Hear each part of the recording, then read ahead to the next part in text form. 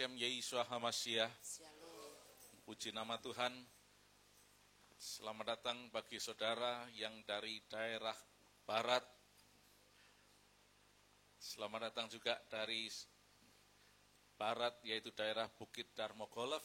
Dan kemudian juga dari timur, yaitu daerah Villa Kalijudan. Saudara percaya bahwa Yesus kita ajaib. Korbannya di atas salib mendatangkan mujizat untuk setiap orang.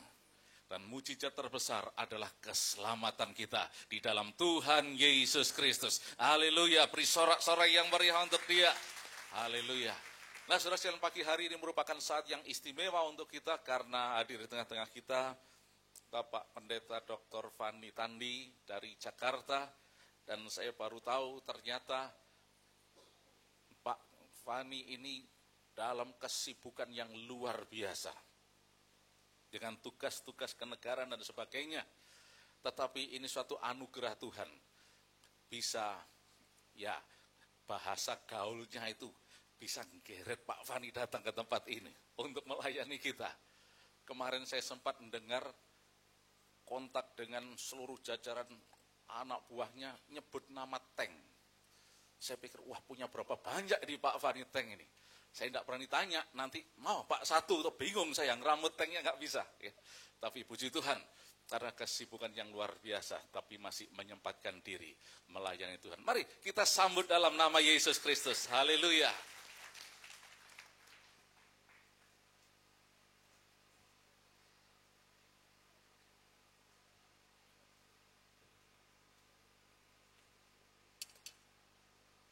Shalom. Ada sukacita saudara-saudara? Ada sukacita? Puji Tuhan kalau pada pagi hari ini kita boleh bersama-sama untuk mendengarkan firman Tuhan. Biarlah firman ini menjadi kekuatan di dalam kehidupan kita. Karena akhir-akhir ini banyak masalah yang terjadi. Akhir-akhir ini diributkan dengan bom. Tapi mungkin bagi Pak Samuel, bom bukan merupakan hal yang menakutkan. Karena ketika Pak Samuel ada di Israel bersama saya, itu pun di sana kita juga ada bom. Dan dalam hari yang sama, ketika kita pulang dari kubur Yesus, di tengah jalan itu ada bom. Tapi saya perlu ingatkan, bagi yang anak Tuhan, tidak perlu takut. Amin. Tidak perlu takut. Di dalam Yesaya dikatakan bahwa akulah Tuhan, tidak ada yang lain. Aku akan melindungi engkau. Aku akan menjaga engkau. Bahkan aku akan memegang tangan kananmu untuk membawa di dalam kemenangan. Amin. Oleh sebab itu kita harus bersukacita. Banyak orang bertanya kepada saya, aneh juga memang orang Kristen ini. Tuhannya mati, tapi kok nyanyi-nyanyi. Tuhannya mati kok jingkrak-jingkrak. Loh, ini sebetulnya Tuhan apa enggak sih pakai mati segala katanya. Lah kalau Tuhan kita mati, semua Tuhan yang disembah ini mati semua. Dan tidak ada yang bangkit dari antara orang yang mati. Amin. Saudara yakin? Tidak ada Tuhan yang pernah bangkit di antara orang yang mati selain yang namanya Yesus Kristus. Nah, itu kelebihannya.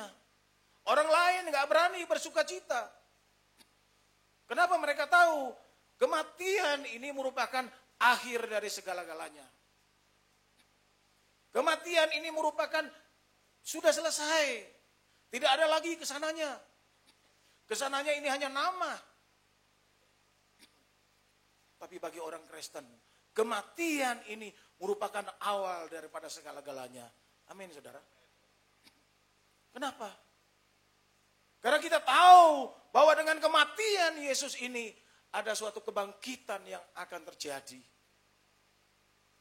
Ini. Kita tahu. Yesus itu bukan mati seperti yang lain. Dia mati, tapi dia akan bangkit. Ini yang membedakan Tuhan yang lain daripada Yesus yang kita sembah. Kalau seandainya dia mati terus, kita tidak perlu percaya. Untuk apa? Kita percaya dengan Tuhan yang tidak pernah bangkit di antara orang mati.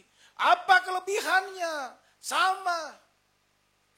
Tetapi membuktikan ketika dia bangkit, itulah dia, Yesus yang ajaib. Saudara-saudara yang kekasih di dalam Tuhan, marilah kita buka firman Tuhan, kita lihat sebetulnya bagaimana Yesus mati ini. Kita buka Yohanes.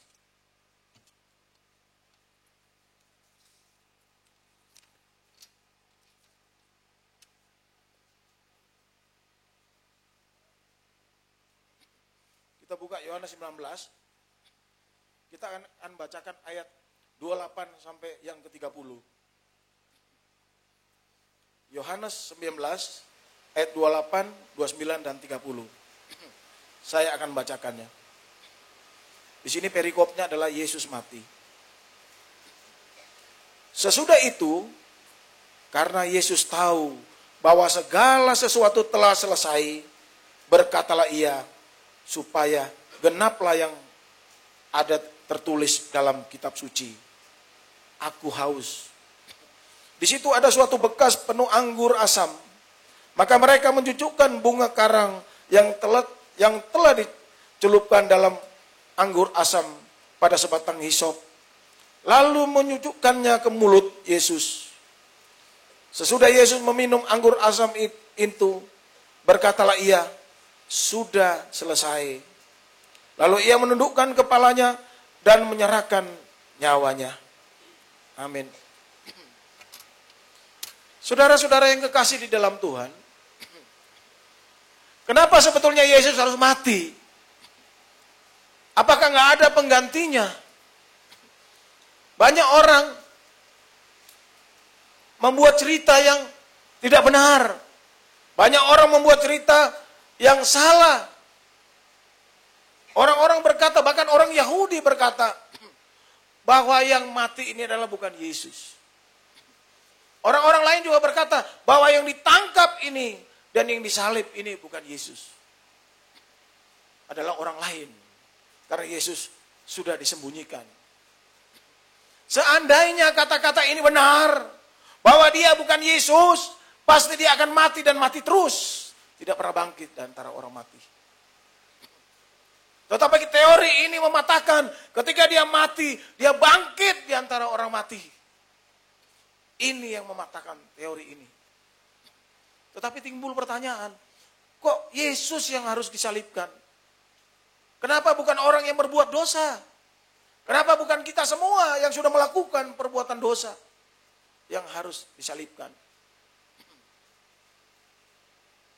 Pertanyaan ini sering kita berpikir, loh kok kenapa ya Yesus yang harus disalibkan? Dia kan Tuhan. Seandainya dia sudah disalibkan di atas kayu salib, dia juga bisa turun. Ketika dia ditangkap, dia juga bisa lolos. Tetapi kenapa mesti Yesus? Kalau kita baca firman Tuhan ayat 28 dikatakan, untuk menggenapi janji-janji Allah, bahwa Yesus harus mati di atas kayu salib. Kenapa?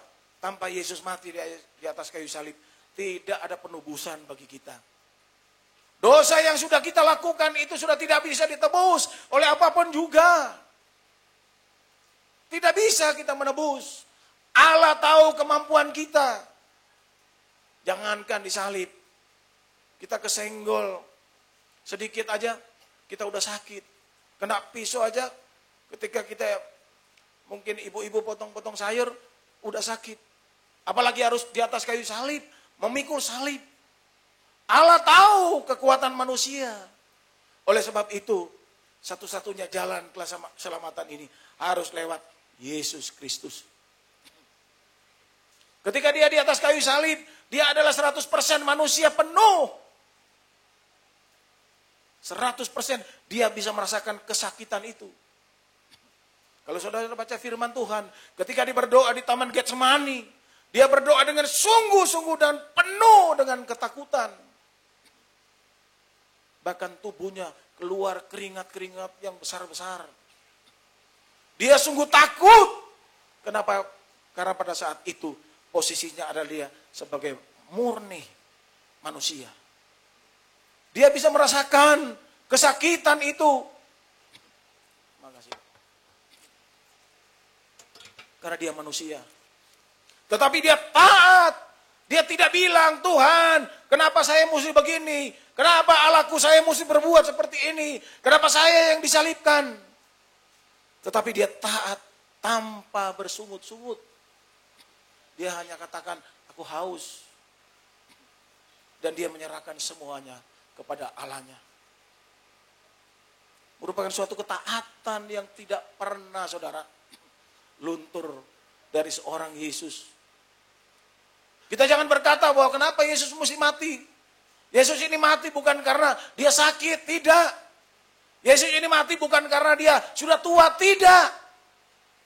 Tetapi Yesus mati karena menggenapi janji-janji Allah yang ada di dalam firman Tuhan. Saudara bayangkan, seandainya di dalam firman Tuhan ini satu ayat aja salah.